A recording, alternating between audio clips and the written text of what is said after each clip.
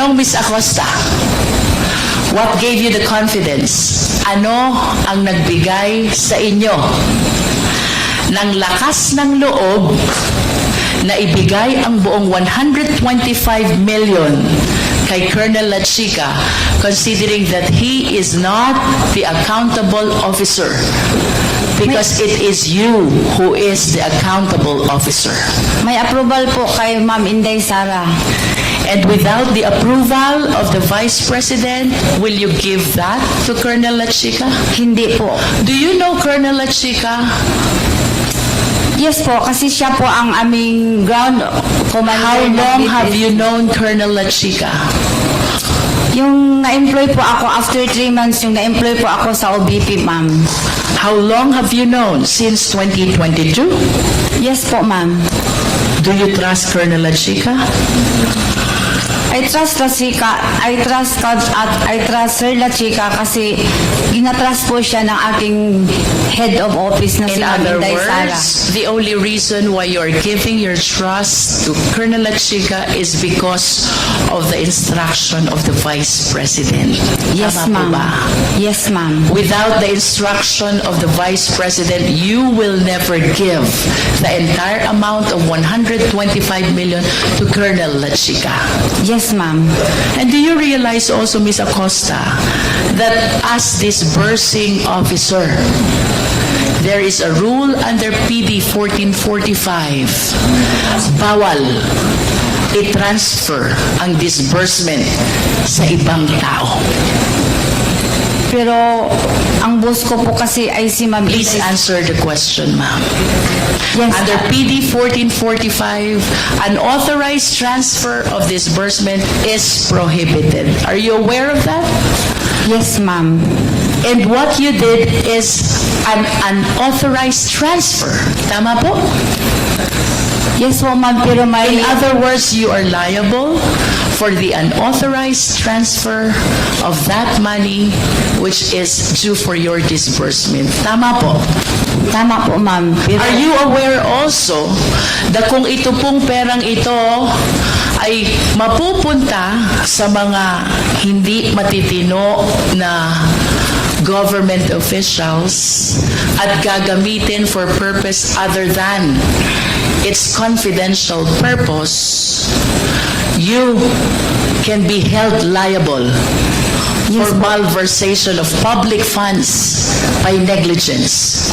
yes, alam ko po, ma'am. Pero nanaig po ang aking belief na may trust po ako kay Lachica dahil po authorized po siya ni Ma'am Sara Duterte.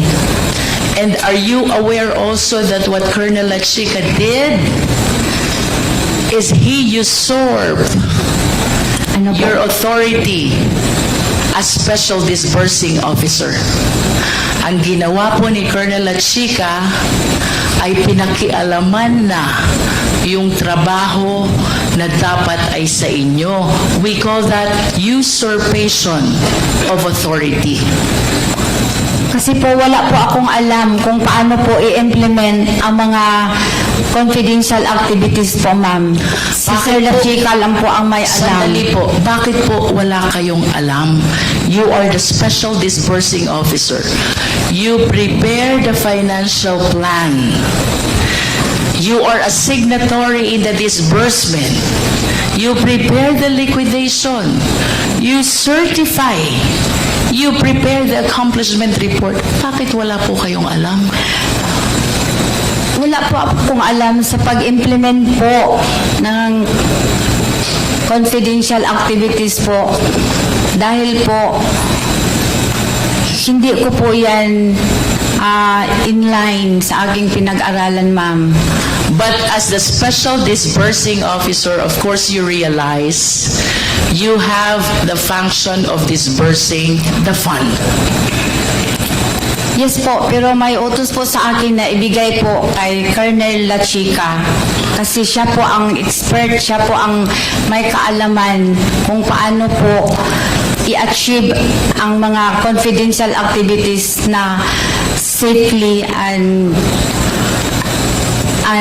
hindi po magulo.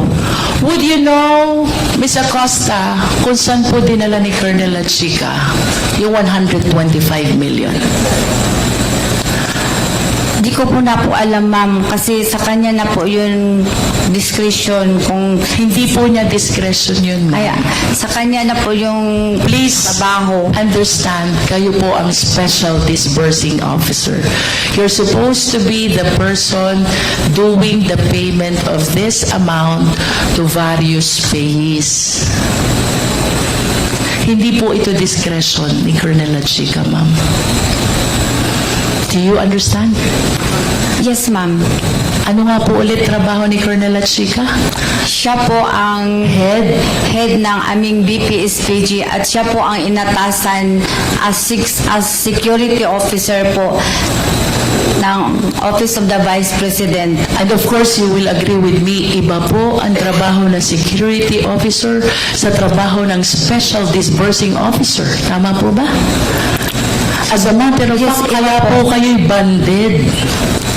Kaya po kayo nire-require ng Fidelity Fund is to take care of these public funds. Si Colonel La Chica po ba? Covered po ba siya ng Fidelity Fund? Hindi po, ma'am. I don't think so because it's not part of his job to disburse public funds. Pero siya po ang may alam, ma'am, lalo na pag-implement sa mga confidential activities po, ma'am.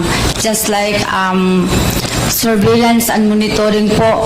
Kung okay po ba dyan, itayo, example, yung satellite office. Even when he is aware of the implementation of the surveillance activities, you, as a special disbursing officer, should be the one actually paying all the recipients. Do you understand, Ms. Acosta? I understand po, ma'am.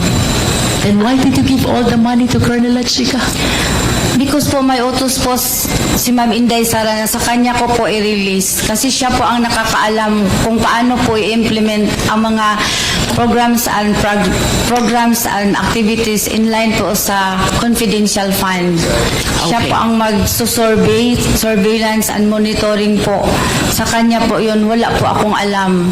Ms. Acosta, I hope you realize that it is incumbent upon you as the special disbursing officer to know all the recipients of the entire 125 million. And it is totally wrong to say na wala kayong alam. Because in the first place, trabaho nyo po to disburse these funds to the various number of recipients. Let us proceed to liquidation report. Secretariat, kindly flash the liquidation report.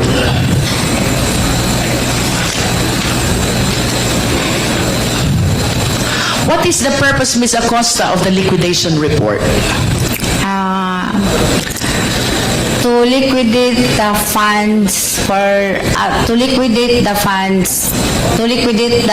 granted on confidential funds po. Ililiquidate po. Ililiquidate, and by liquidate, we need to gather proof that indeed the entire amount was utilized for the intended purpose.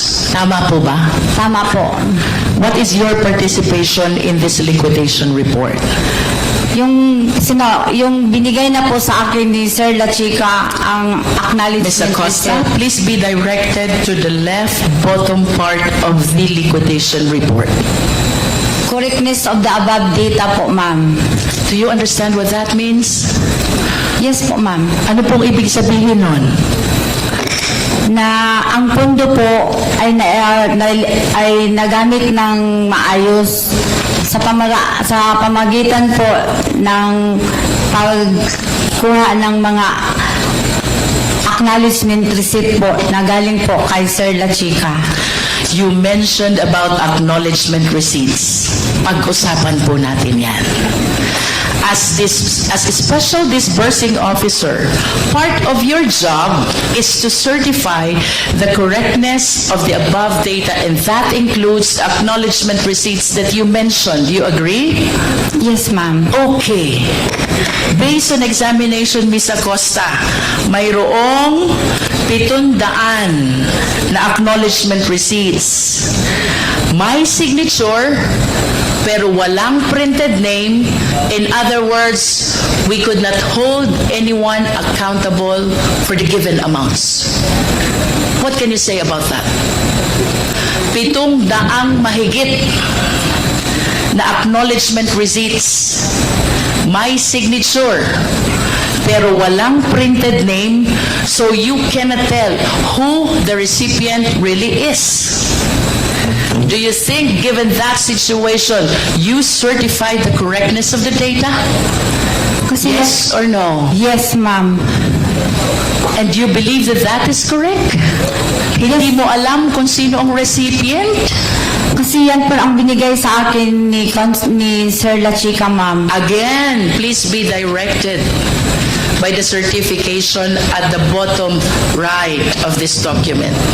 Gina Acosta, certifying to the correctness of the above data, and that data includes the acknowledgement receipts. How did you certify correct the 700 plus acknowledgement receipts which bear unreadable signatures and does not bear the printed name of the recipients? Tama po ba yun? Sa paningin ko, ma'am, ang maka-answer po ng maayos ay si Sir La Chica po, ma'am. Sa paningin niyo po bilang Special Disbursing Officer, tama po ba na ang acknowledgement receipt ay wala kang pagkitaan ng pangalan? Tama po ba yun? Kasi po ang alam ko po, Please answer the question, Ms. Acosta. I believe that the question is answerable by yes or no only. Kayo po ang Special Disbursing Officer, and you said from this liquidation report, I'm certifying to the correctness of the above data. 700 plus acknowledgement receipts with signature, unreadable, and without printed name. Tama po ba na i-certify na tama yung 700 mahigit na acknowledgement receipts na yon? Tama po o mali? tama po, ma'am. Tama? Yes po, ma'am. Kahit wala pong pangalan? Kasi po, ang makasagot po niyan ng maayos, ma'am, pwede po si Sir La Chica. Okay, let's do this by way of hypothetical question. Kayo po ang accountable disbursing officer. Ibig sabihin, kayo po ang may pananagutan sakaling mawala, may mangyaring hindi tama, dito po sa 125 million. I hope you anchor your answer on the fact na kayo po ang mananagot doon sa 125 million as a special disbursing officer. Tama po ba nag-release kayong pera? Tapos yung acknowledgement receipt, walang pangalan ng recipient. Tama po o mali? Kung kayo po ang mismong magre-release ng pera, kayo po ba'y papayag na walang printed name ang acknowledgement receipt? Pwede po, ma'am, itanong po kay Sir La Chica po. No, Ano the po ang question, nangyari. Ms. Acosta, is hypothetical, no? Kung sakali lang pong kayo mismo ang nagbigay doon sa 700 na tao yon, kayo po ang accountable disbursing officer, papayag po ba kayo na yung 700 na yon tatanggap lang ng tatanggap ng pera, tapos hindi nyo alam kung anong mga pangalan nila? Yun po ba ay tama o mali? You said already that it was Colonel La Chica who did the disbursement. Naintindihan ko na po yun. Opo, ma'am. Pero ang sitwasyon po natin ngayon, let us assume na kayo ang magre-release ng pera. Papayag po ba kayong mag-release ng pera na hindi sinusulat yung printed name ng pagbibigyan nyo ng pera? Siguro po, nangyari po yun dahil po sa voluminous na transaction, ma'am. Ms. Acosta, the question is answerable only by tama o mali. We are talking about 700 plus acknowledgement receipts. May signature, walang printed name, walang pagkitaan ng pangalan ng recipients. Kung kayo po ang magre-release nito, papayag po ba kayo na walang printed name ang tumanggap?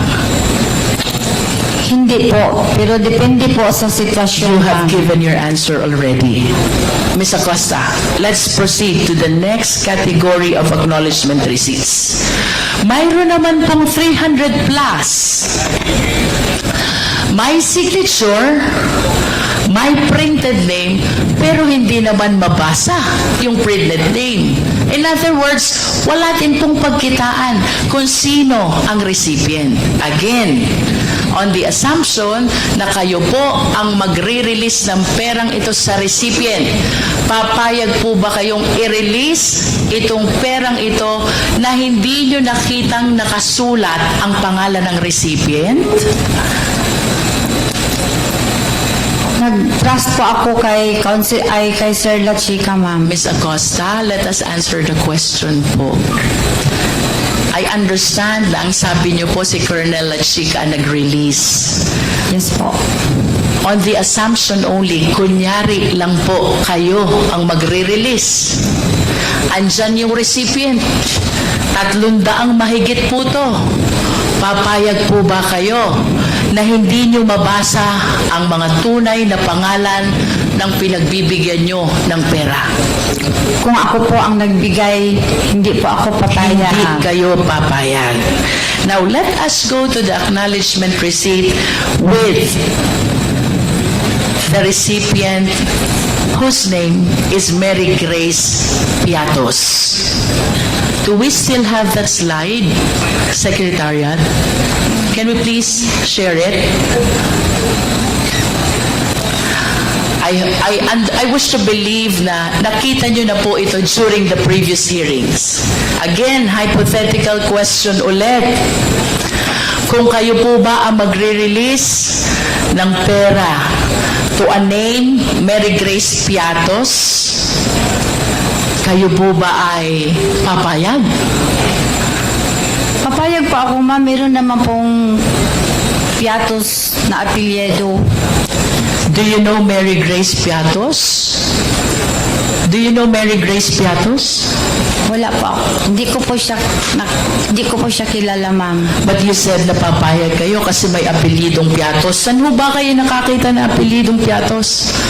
Meron po sa amin sa Davao, ma'am. Meron po na apelidong Piatos. I will be interested to know, Ms. Acosta, kung sino po yung mga taga Davao na may apelidong Piatos. But do you honestly believe na meron pong Mary Grace Piatos? Yes, ma'am. Sa Davao po meron. Meron. Opo. Bakit po kaya hindi siya lumulutang? I am reminded by the pledge of, I believe, the Young Guns who contributed money to raise 1 million asking Mary Grace Piatos to come out to the open. Bakit po kaya walang lumulutang? If indeed mayroong Mary Grace Piatos sa Davao. Kasi po, nagbibase lang po ako sa binigay po ni Sir La Chica na mga binalik Ms. niya sa Acosta, akin. kindly answer the question po. Sabi niyo po kanina, mayroong Mary Grace Piatos. Piatos po ang sinabi ko, ma'am, na apelyido. Nonetheless, kayo po ba'y naniniwalang mayroong Mary Grace Piatos? In the first place, kayo po dapat kaharap nito eh. Dahil kayong special disbursing officer. But you kept on claiming that you handed the entire amount to Colonel La Chica. Kaya hindi nyo alam kung ano nangyari dun sa pera. O ito na po ang consequence. Ipinagtiwala nyo ang disbursement sa hindi naman accountable officer. How will you answer now to that acknowledgement receipt? Paano nyo po ngayon ipapaliwanag yan?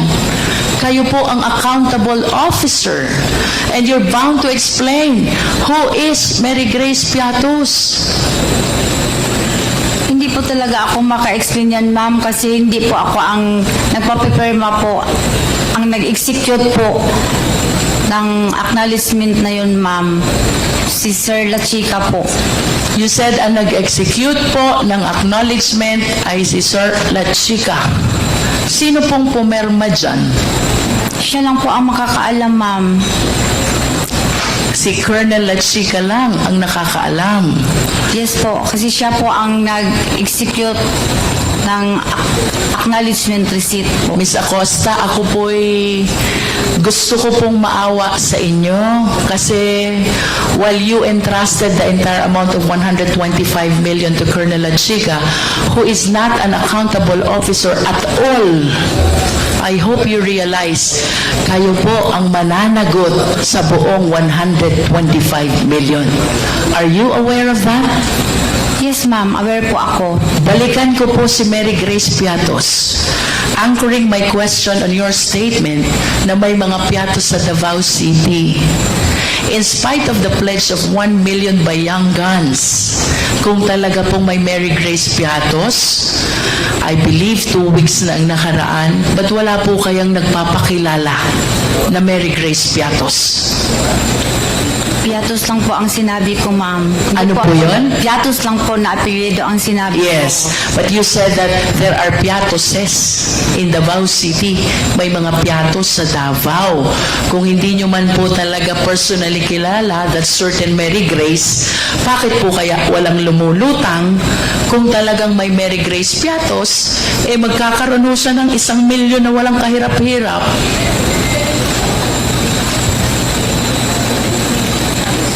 Would you agree with me if I would say the reason kung bakit walang lumulutang ay dahil wala naman talagang Mary Grace Piatos?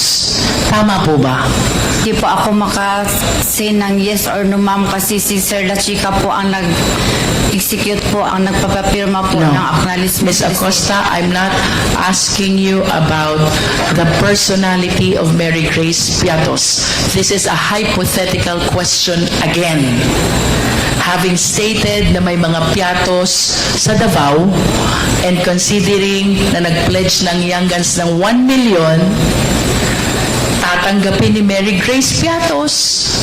The only condition is magpakilala siya. Ako si Mary Grace Piatos. Tama po bang sabihin na kaya walang lumulutang na Mary Grace Piatos ay dahil ang totoo, wala naman talagang Mary Grace Piatos? Tama po o mali? Yun po ang answer. Tama ko, po o mali, Miss Acosta? Siguro, tama po yun, ma'am. Okay. Now let's proceed to that acknowledgement receipt with the name Kokoy Villamin.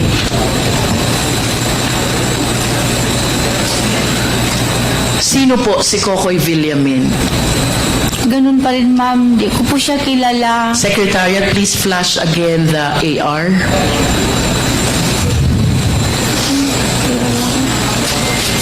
Natanggap ko lang galing kay ano.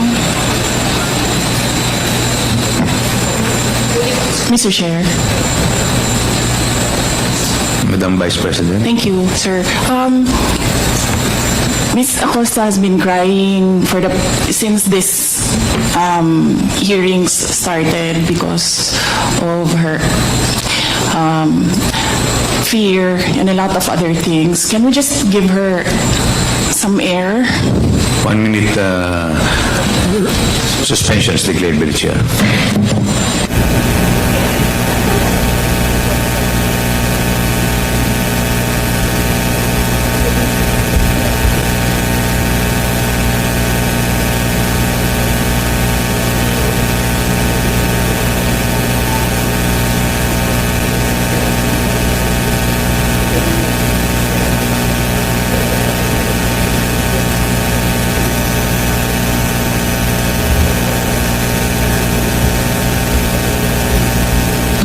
Comsec, magpatawag ka nga ng medical.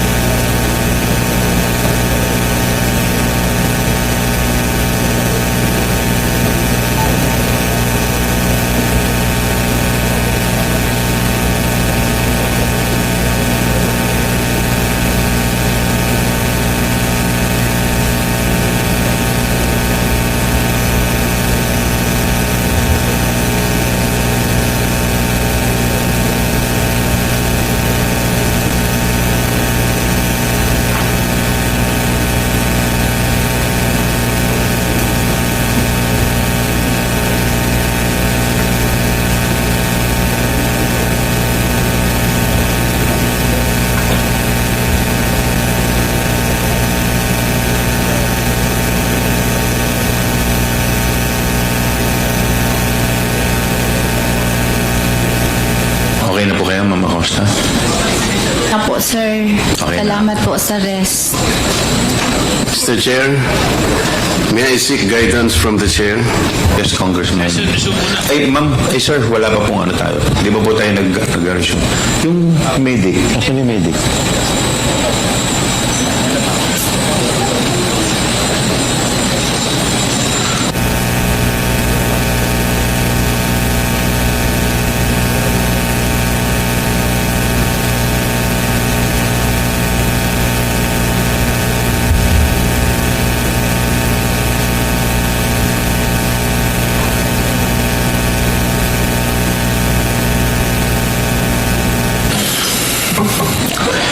Hearing resumes. Congressman Marcoleta, you're recognized. Thank you, Mr. Chair.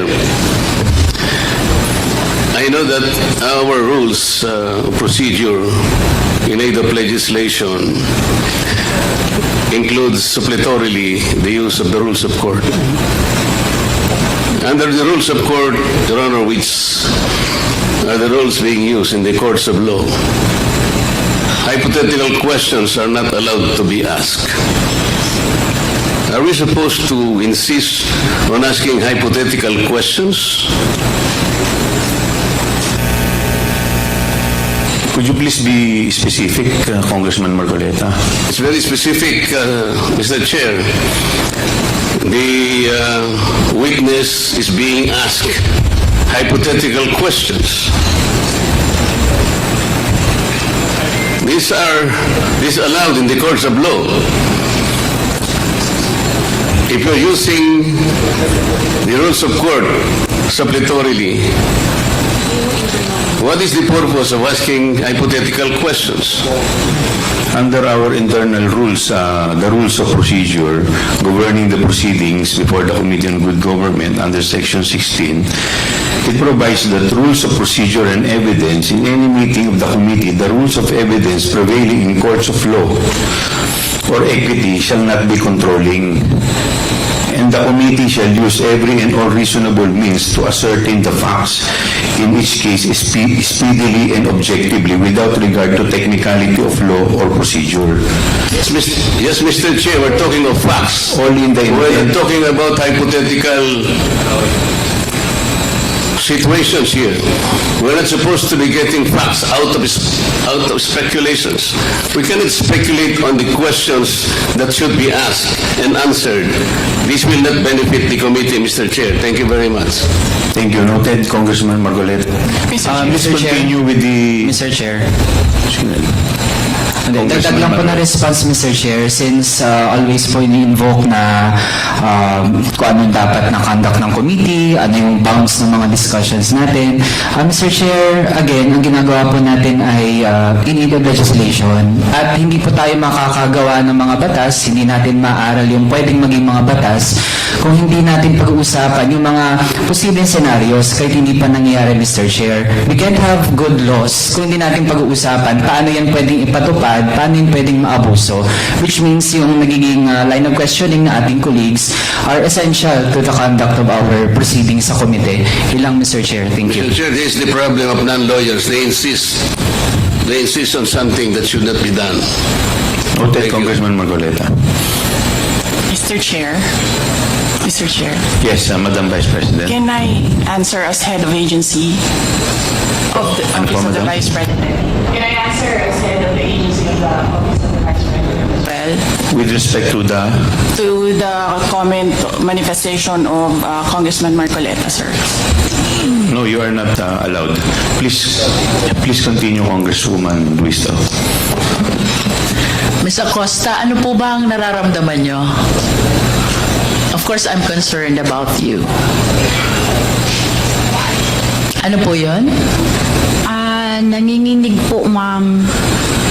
Bakit po kayo nanginginig? Bukod po sa nanginginig, ano pong nararamdaman nyo? Hindi naman po ako sumisigaw. Kasi po, wala po talaga akong alam kung sino po yun si Kukoy Villamin, si Grace Piatos po. Kasi po, si Sir La Chica po ang nasa ground po. Siya po ang nagpipipirma. Nag-base na lang po ako sa sinaol sa binalik niya sa akin na acknowledgement receipt po, ma'am. Pero ma'am, I hope you acknowledge na yun pong sinasabi niyong ginawa ni Colonel La Chica. Yun po'y trabaho niyo as a special disbursing officer. Yes, ma'am. Pero may utos po ang aking boss, ma'am, na i-release ko po kay Sir La Chica, ma'am. I heard you, ma'am. Yes, ma'am. We will just proceed with the question. Tell me pag hindi niyo na po kaya, I will stop. Ano po, you just answer from what you believe is true to yourself. Yes, ma'am. Punta po tayo kay Kokoy Villamin. Do you know this person? Wala po talaga akong alam, ma'am. Wala po kayong alam. Yes po, ma'am. Surname Villamin. May kilala po ba kay sa Davao na Villamin? Wala po akong alam, ma'am. Wala po akong kilala, ma'am. Okay. So you cannot answer with respect to the identity of this Kokoy Villamin. Mr. Chair, do we have the NBI here as well as the PSA? They are not yet here. Not yet. But I believe that We have submitted the acknowledgement receipt. In process daw po. okay. Ms. Acosta, do you confirm that the 125 million for the last quarter of 2022 was utilized from December 21 to December 31 as is stated in the records? Yes, ma'am. Based po sa binigay sa akin ni Sir La Chica Okay. na accomplishment report at saka acknowledgement receipt po.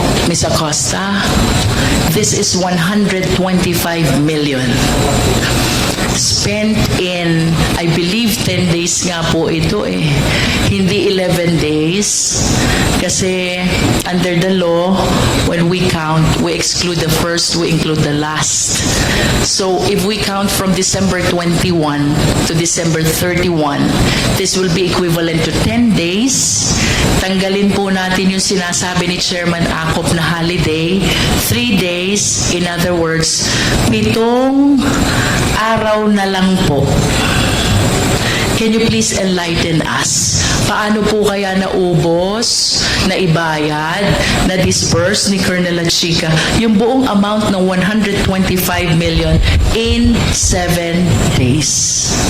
Ma'am, hindi po ako makasagot niyan, ma'am. Kasi hindi po ako ang naggastos.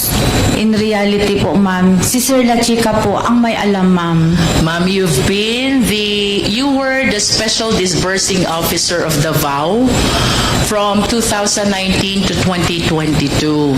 And then you became the disbursing officer of the OVP. So kagaya po ng sabi niyo kanina, you have mastered already the process of utilization of confidential fund. Isang tanong lang po, posible po ba ito na ang 125 million ay magastos sa nalolooban lamang ng 7 weekdays? Hindi ko po alam, ma'am. Kasi hindi po ako ang personal gastos Ms. po sa Acosta, pera, ma'am. the question is based on your experience as SDO. Sabi niyo po kanina, 3 years kayong naging SDO ng Confidential Fund in Davao City. You even said you have mastered already the process of utilization. Ayon po ba sa karanasan ninyong yun? Yun po bang 125 million? Kaya po bang gastusin yun sa loob ng 7 weekdays, araw na may pasok lamang? Base po sa inyong karanasan, kaya po o hindi? Hindi ko yan masagot, ma'am. Kasi hindi po ako ang nag-disburse sa 125 million, ma'am. Si Sir La Chica po, ma'am. Ms. Acosta, our question is based on your experience. Hindi po ganun ang confidential fund sa Davao, ma'am. Hindi po ganun kalaki, ma'am. In other words, ayon po sa inyong karanasan bilang confidential fund ng Davao 2019 to 2022, hindi kaya gastusin ang 125 million in 7 days. Tama po ba?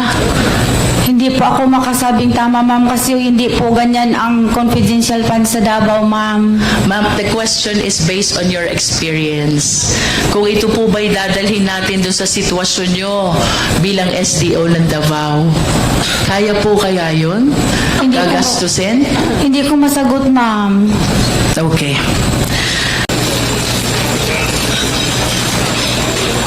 Ito ba sunod sa akin? Nagpapaisip ako.